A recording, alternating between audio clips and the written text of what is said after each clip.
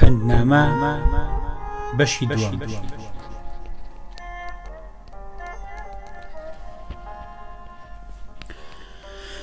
زۆر دڵخۆش مەبە بە زۆری هاوڕێ، گیرفانت چۆڵ بوو زۆربەی هەڵەفڕێ. گەورەی سڵاو بەقەد گیرفانتان، بۆیە بگەڕێ کە کێ هاوشانتان. ئەگەر نەتبینی کەوتن و شکست، قەدری نازانی کە هاتەوە دەست.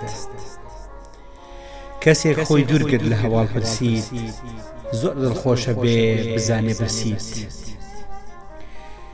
کە تیری عەشق ئەدا لە جەرگت، بۆت گرنگ نییە پوش بێ بەبەرگت. هەژاری سەختە تاقەت فەرسایە، نەڵێ هەر هەیە و کۆتایی نایە.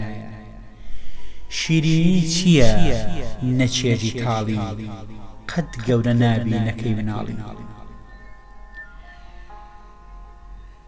قسەی یەکەم و ئەخیر لە ماڵە، گەر گەورە نەیکە هەمووی بەتاڵە. ئەو ماڵەی ڕێزی گەورەی تیا نەبێ، لەو ماڵە هەرگیز کەس گەورە نابێ.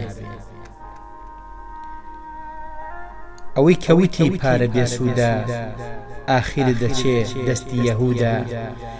بۆیەوە ئەڵێ چۆڵە گیرفانی، بیستوتە بڵێن کەسێک دڕانی.